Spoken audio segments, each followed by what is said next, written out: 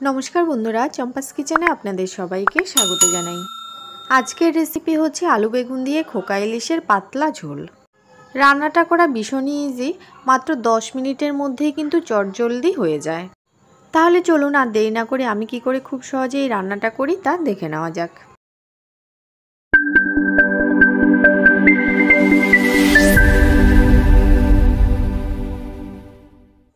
एर जोन्नो एखाने आमी नियेछि 3टे खोका इलिश।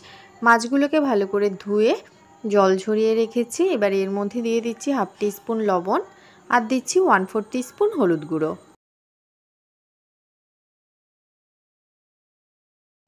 1/4 टीस्पून काश्मीरी लंका गुঁড়ো दिए दिচ্ছি। एते करे माछगुलो भाजार परे खूब सुंदर एकटा लाल लाल कालार आसबे। एबारे समस्त गुঁড়ো मशला खूब भालो करे माछेर गाये किन्तु লাগিয়ে নিতে হবে। ভালো করে মশলা মাখিয়ে নেওয়া হয়ে গেলে মাছগুলোকে ম্যারিনেশনে রেখে দেব 10 মিনিট। এভাবে ম্যারিনেশনে রেখে দিলে মাছের ভেতরে সমস্ত মশলা খুব ভালো করে ঢুকে যাবে।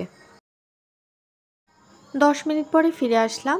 প্রথমেই চুলা জ্বালিয়ে চুলায় একটা কড়াই গরমে বসিয়ে দিচ্ছি। কড়াই ভালো করে গরম হয়ে গেছে। এবার এর মধ্যে দিচ্ছি 2 টেবিল স্পুন সরষের তেল। ইলিশ মাছ থেকেও যেহেতু তেল বেরোবে তাই খুব বেশি তেল কিন্তু প্রথমে দেওয়ার দরকার নেই। তেল গরম হয়ে ধরতে শুরু হলে চুলার আঁচ স্লোতে করে এবারে নুন হলুদ মাখিয়ে রাখা মাছ দিয়ে দিচ্ছি। 1.5 থেকে 2 মিনিট একটা সাইড ভেজে নিয়ে অপর সাইড উল্টে দিচ্ছি। ইলিশ মাছ কখনোই কিন্তু কড়া করে ভাজবেন না, হালকা উল্টে পাল্টে ভেজে নিতে হবে। একইভাবে অপর সাইডকেও লাল লাল করে ভেজে নিয়েছি। এবারে ভালো করে তেল ছেঁকে প্লেটে নামিয়ে রেখে দিচ্ছি।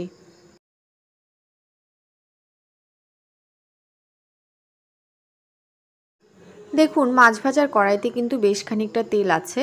ওই তেলেই দিচ্ছি একটা তেজপাতা আর একই সাথে দিচ্ছি 1/4 টিস্পুন কালো জিরে। একদম লো ফ্লেমে 4-5 সেকেন্ড কালো জিরেটাকে ফ্রাই করব। তারপর এর মধ্যে দিয়ে দিচ্ছি 3টে চেরা কাঁচা লঙ্কা। কাঁচা লঙ্কাগুলোকেও কয়েক সেকেন্ড ভেজে নেব। ফোড়ন থেকে সুন্দর গন্ধ বেরোতে শুরু হলে দিয়ে দিচ্ছি একটা বড় সাইজের লম্বা লম্বা করে কেটে রাখা আলু। একই সাথে দিচ্ছি 1.5 টিস্পুন লবণ আর দেব হাফ টিস্পুন হলুদ গুঁড়ো। এবারে সব কিছুকে নাড়াচাড়া করতে করতে কয়েক মিনিট ভেজে নেব। আলু যেন তাড়াতাড়ি সেদ্ধ হয়ে যায় তাই 4 থেকে 5 মিনিটের জন্য ঢেকে দিলাম। কিছুক্ষণ ঢেকে সেদ্ধ করার পরে আলু কিন্তু অনেকটা ভাজা ভাজা হয়ে এসছে। একটুখানি নাড়াচাড়া করে দিয়ে দিচ্ছি আগে থেকে কেটে রাখা 2টো সরু সরু বেগুন। বেগুন কাটার পরে আমি ধুয়ে জলে ভিজিয়ে রেখেছিলাম। কাটার পরে বেগুন জলে ভিজিয়ে রাখলে বেগুনগুলো কিন্তু কালো হয়ে যায় না। আমাদের চ্যানেল চম্পাস কিচেনের রেসিপিগুলো যদি আপনাদের ভালো লাগে তাহলে অবশ্যই চ্যানেলটাকে সাবস্ক্রাইব করে নেবেন এবং পাশে থাকা বেল আইকনটাকে প্রেস করে দেবেন। এতে করে আমার আপলোড করা নতুন ভিডিওর নোটিফিকেশন সবার আগে আপনার কাছে পৌঁছে যাবে। কথা বলতে বলতে এদিকে আমি আরও 4-5 মিনিট ঢেকে আলু বেগুনকে সেদ্ধ করে নিয়েছি। এবারে এর মধ্যে দিচ্ছি 1 টিস্পুন জিরে গুঁড়ো আর হাফ টিস্পুন কাশ্মীরি লঙ্কা গুঁড়ো। এই লঙ্কা গুঁড়োতে কিন্তু কোনো ঝাল হবে না, জাস্ট একটা সুন্দর লাল কালার আসবে। সব কিছুকে আবার একবার ভালো করে সবজির সাথে মিশিয়ে 2-3 মিনিটের জন্য ঢেকে দিয়েছি। দেখুন আলু আর বেগুন খুব সুন্দর করে সেদ্ধ হয়ে গেছে আর মশলা থেকে কিন্তু তেলও ছেড়ে দিয়েছে।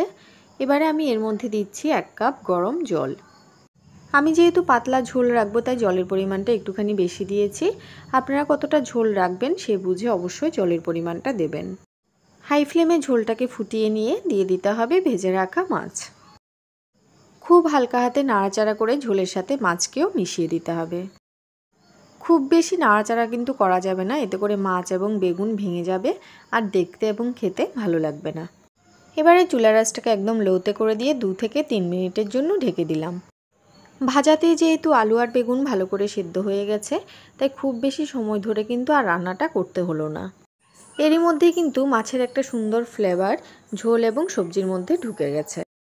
ঝোলের উপরে তেলও ভেসে উঠেছে, আলু বেগুনও খুব সুন্দর করে কিন্তু সেদ্ধ হয়ে গেছে। ঠিক এই সময় আমি গ্যাসের ফ্লেমটা অফ করে দিলাম। আজকের আমার আলু বেগুন দিয়ে খোকা ইলিশের পাতলা ঝোল কিন্তু গরম ভাতের সাথে পরিবেশনের জন্য একদম রেডি। তো বন্ধুরা আজকের আমার হালকা পাতলা মাছের ঝোলের রেসিপিটা কেমন লাগলো অবশ্যই কমেন্ট করে জানাবেন। ভালো লাগলে লাইক করবেন আর আপনার বন্ধুদের সাথে ভিডিওটাকে অতি অবশ্যই কিন্তু শেয়ার করবেন। এতক্ষণ আমার পাশে থেকে ভিডিওটা দেখার জন্য অনেক অনেক ধন্যবাদ। ভালো থাকবেন, সুস্থ থাকবেন। পরের ভিডিওতে আবার দেখা হবে। বাই।